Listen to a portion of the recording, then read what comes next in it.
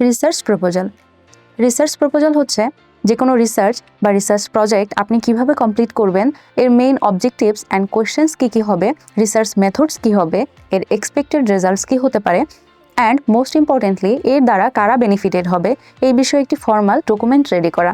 এছাড়াও আপনি এই ভিডিওতে আরও জানতে পারবেন রিসার্চ প্রপোজাল কী, রিসার্চ প্রপোজাল কীভাবে লিখতে হয়, রিসার্চ প্রপোজাল তৈরি করা কেন গুরুত্বপূর্ণ এবং আপনার রিসার্চের কন্ট্রিবিউশনটা অর্থাৎ ফিউচার ইম্প্যাক্টটা কী হতে পারে। রিসার্চ প্রপোজাল কী? রিসার্চ প্রপোজাল একটি রিটেন ডকুমেন্ট যা আপনার রিসার্চের উদ্দেশ্য, সে রিলেটেড গুরুত্বপূর্ণ তথ্য এবং এক্সপেক্টেড রেজাল্ট সম্পর্কে ইন ডিটেলস আইডিয়া দেয়। অনেক সময় এটি রিসার্চ ফান্ডিং পাওয়ার জন্য এসেনশিয়াল হয়। রিসার্চ প্রপোজাল কিভাবে লিখতে হয়? রিসার্চ প্রপোজাল লেখার আগে সে সম্পর্কে একটি ক্লিয়ার ধারণা থাকা প্রয়োজন। এটিকে কয়েকটি অংশে ভাগ করা যায়। প্রথম অংশে আসে ইন্ট্রোডাকশন। এখানে আপনি আপনার রিসার্চের বিষয় এবং তার ইম্পর্টেন্স তুলে ধরুন। এটিকে relevant to the present context and এর কন্ট্রিবিউশনটা কি তা ইন ডিটেলস এক্সপ্লেইন করুন। রিসার্চ কোয়েশ্চেন্স অ্যান্ড অবজেক্টিভস, আপনার রিসার্চের এইমস অ্যান্ড অবজেক্টিভস তুলে ধরুন, পাশাপাশি রিসার্চে কী প্রবলেম অ্যাড্রেস করেছেন তা দেখান। লিটারেচার রিভিউ, এই অংশে মূলত আপনাকে রিসার্চ গ্যাপটি ফাইন্ড আউট করতে হবে।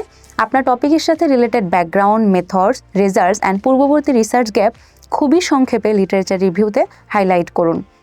মেথোডোলজি, আপনার রিসার্চ মেথডস কী হবে, কোন টুলস বা স্ট্র্যাটেজি ইউজ করবেন, ডাটা কালেকশন প্রসিডিওরটা কী এবং কিভাবে অ্যানালাইসিস করবেন তার একটি কনসাইজ ধারণা দিন।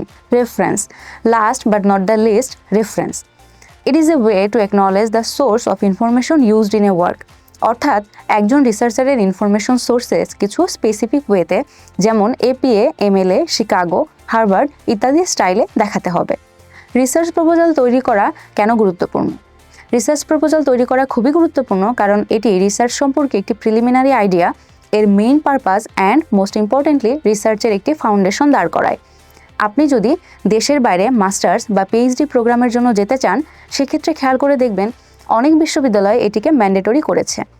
এটি একটি রিসার্চের প্রাইম উদ্দেশ্য, methods, aims and objectives, data collection procedure and expected results কী হতে পারে সে সম্পর্কে একটি ক্লিয়ার ধারণা দেয়। একজন রিসার্চারের থিঙ্কিংকে আরও ব্রডেন করে অ্যান্ড রিসার্চের হোল প্রসেসটাকে স্মুথলি লিড করতে সাহায্য করে। অনেক সময় রিসার্চ প্রপোজাল লেখার মাধ্যমে রিসার্চারের জন্য প্রয়োজনীয় ফান্ডিং পাওয়ার সুযোগ সৃষ্টি হয়। জেনারেলি রিসার্চ প্রপোজাল রিসার্চ সম্পর্কে একটি ক্লিয়ার গাইডলাইন প্রোভাইড করে যা রিসার্চারের এক্সপেক্টেড রেজাল্টস অ্যাচিভ করতে সহায়ক হয়। আপনার রিসার্চের কন্ট্রিবিউশন বা ফিউচার ইম্প্যাক্ট কী? রিসার্চ প্রপোজালের সবথেকে গুরুত্বপূর্ণ পার্ট এটি। এখানে আপনাকে দেখাতেই হবে রিসার্চের ইম্পর্ট্যান্স, ফিউচার ইম্প্যাক্ট কী হতে পারে এবং কিভাবে রিসার্চ কোয়েশ্চেনগুলো আপনার রিসার্চের প্রবলেম মিট আপ করছে। তাহলে আজ এ পর্যন্তই। আশা করছি আপনারা এই ভিডিও দেখে কিছুটা হলেও উপকৃত হবেন। এমন ইনফরমেটিভ আরও অনেক ভিডিও পেতে চোখ রাখুন আমাদের ইউটিউব চ্যানেল এবং ফেসবুক পেজে। এরপরেও যদি কোনো প্রশ্ন থাকে feel free to reach out to us. Till then সবাই সুস্থ থাকুন, ভালো থাকুন। আবারও ফিরে আসবো নতুন কোনো ইনফরমেটিভ ভিডিও নিয়ে। আপনার উচ্চশিক্ষার জার্নি সফল হোক।